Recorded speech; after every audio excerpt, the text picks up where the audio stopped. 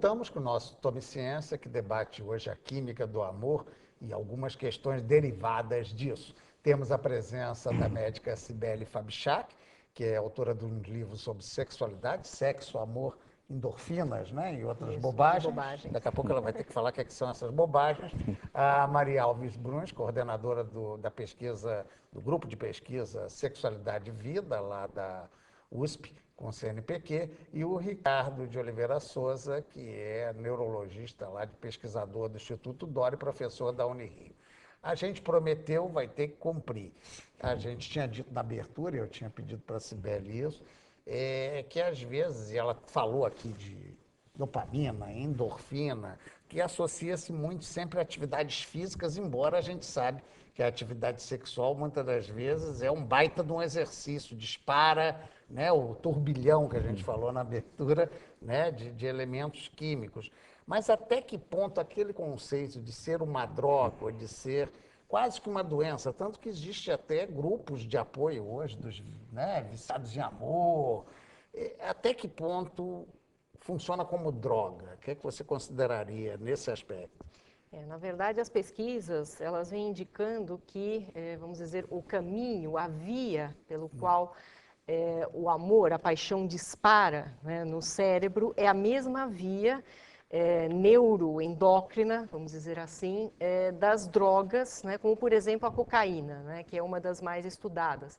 E sabemos que quando, né, essas drogas elas ativam, né, o sistema nervoso central, um dos caminhos é através do sistema de recompensa. Esse sistema de recompensa é um conjunto de estruturas no cérebro cuja neurotransmissora, substância base, é a dopamina. Então, quando a dopamina é liberada, né, nesse sistema de recompensa, essa dopamina ela segue ela se irradia, na verdade, pelo sistema nervoso, por várias áreas do sistema nervoso, ele reconhece que se ganhou uma recompensa e dessa recompensa advém uma sensação de prazer.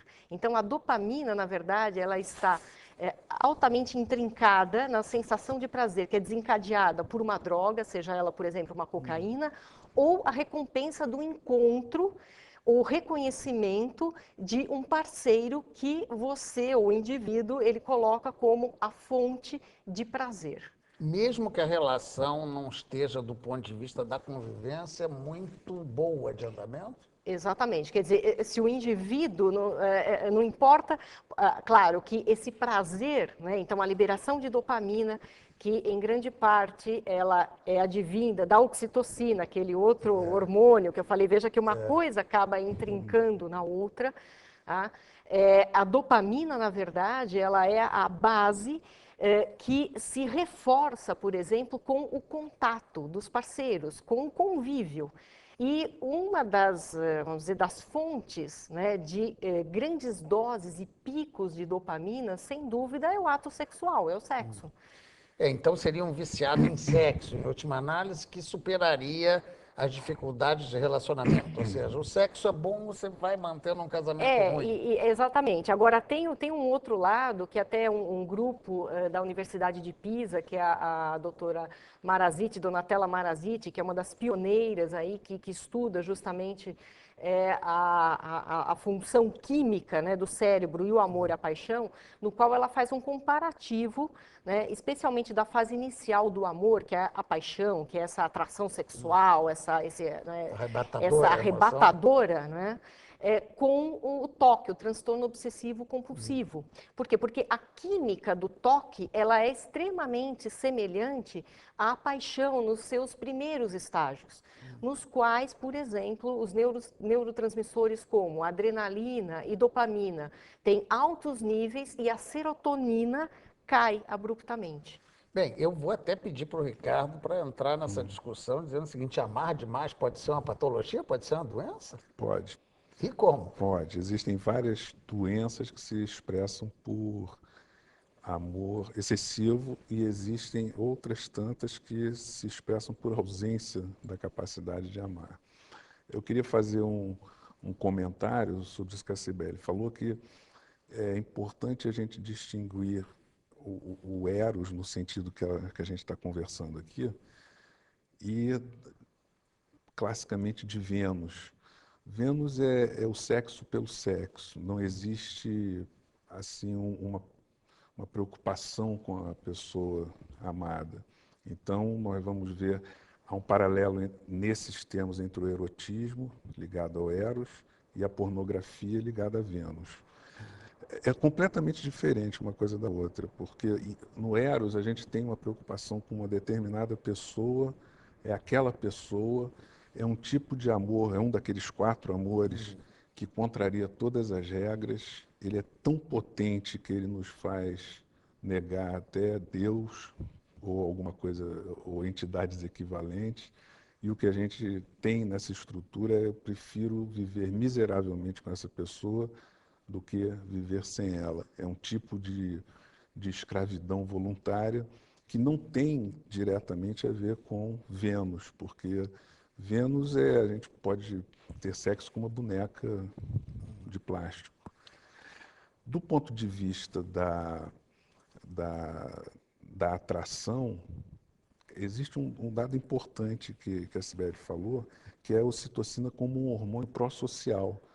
E ele está sendo muito estudado hoje, um hormônio, um mediador pró-social. Então, um exemplo do que acontece, nós podemos fazer um jogo econômico entre 2 ou 3 pessoas, um jogo de confiança, envolvendo dinheiro. Isso é feito comportamentalmente, dentro da ressonância, para ver como é que o cérebro funciona. Se você instila ocitocina nasal, o efeito é muito rápido. Em questão de 5 a 10 minutos, aquela pessoa que recebeu ocitocina, ela confia mais no parceiro e ela é mais disposta a cooperar sem esperar retorno. Isso está demonstrado, são estudos belíssimos que provavelmente está citado nesse livro do qual nós vamos ouvir daqui a pouco. Crianças criadas em orfanatos desde o início, elas têm um nível de ocitocina mais baixo e elas se apegam muito menos aos pais adotivos, em média. Ou seja, a pobreza ambiental, mas não no sentido material, mas afetiva, a privação da mãe em determinados estágios ou do pai em outros, faz com que a ocitocina deles diminua e isso cria problemas de ajustamento social eternos para o resto da vida. Isso aí já está apontando para um caminho, daqui a pouco, até interferente, né, por tratamento. Agora, antes de cair nesse tema, que pode ser instigante, deixa eu pedir aqui o auxílio da Maria quanto à questão que eu coloquei aqui da droga, da doença. Como é que vocês avaliam lá com essas entrevistas e pesquisas que vocês fazem esse amor exagerado ou essas situações desagradáveis, que a gente chama de cegueira, né? O amor é cego, a pessoa fica transtornada. É grande essa quantidade de casos? É uma coisa expressiva? Existem, eu acho que na vida das pessoas, acho que elas experienciam essa explosão do enamoramento, né? Que é exatamente essa paixão dos primeiros encontros. Eu não saberia explicar totalmente como eles estão acontecendo atualmente, né? Me parece que eles são mais efêmeros ainda, né? Mas existem também, paralela a isso, existem ainda essas paixões adictas que vão se permanecendo até quando um separa e o outro não se conforma, ele vai lá, ele ameaça, às vezes literalmente até mata, né? Essa parceira, etc., ou vice-versa, né? Mas um dado que é muito importante, que eu achei isso interessante, que o Dr. Ricardo coloca, é exatamente essa coisa da diferença entre Eros e Vênus, ou entre a pornografia e o erotismo, né? O erotismo, a relação, ela é vertical. Me preocupo com o outro. Eu tenho um sentimento de compaixão. Então, num momento assim, da relação, eu estou preocupado com o desejo do outro, porque a satisfação do outro, ele também volta para mim, e realmente isso acontece no êxtase do amor vivido, daquele momento. Enquanto que a prostituição, a relação, ela é totalmente horizontal. A outra, ela é um objeto. Ele é objeto do outro, né? Não deixa de ser aquela boneca de plástico que disse ali o doutor Ricardo, né? De certa maneira. Eu acho que é diferente. Quê? Não, eu acho que é diferente. A boneca de plástico, talvez ela seja menos menos, ela não seja tão cara, se bem que tem umas que são muito caras, né? Eu acho que Não, é é uma simbologia dialética mesmo, você lindíssima trata aí como que a uma gente faz. coisa inanimada, né, de certa maneira. Mas eu acho que o desejo dessa paixão erótica, o que nós vemos nos relatos das pessoas, permanece. Essa busca.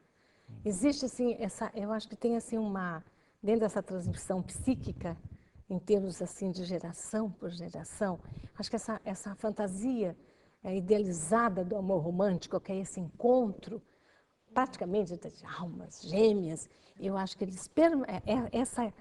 essa idealização permanece tanto nos discursos de homossexuais, ou heterossexuais, ou transexuais, que a gente tem lá um trabalho belíssimo, transexuais, existe.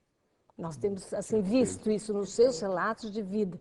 Sonho de encontrar uma parceria estável e de conviver e de voltar realmente ao modelo da família nuclear. Bem, antes de eu ir para o intervalo, onde a gente vai explorar um pouco essa questão quase de possibilidade futura, eu queria terminar com o Ricardo, que antes de começar o programa ele abordava isso. Essa vontade que expressou aqui a Maria Bruns a respeito do acasalamento, ela também não é inerente ao homem, né? Ela existe, você falava mesmo, chamava atenção para mim lá fora, que determinados animais também têm essa afeição, né? Quer dizer, então ela não é tão somente humana. Não, nesse sentido de afeição, não. Agora, os outros três amores, o erotismo, a amizade e o ágape, principalmente, eles são caracteristicamente da nossa espécie, isso nos torna humanos.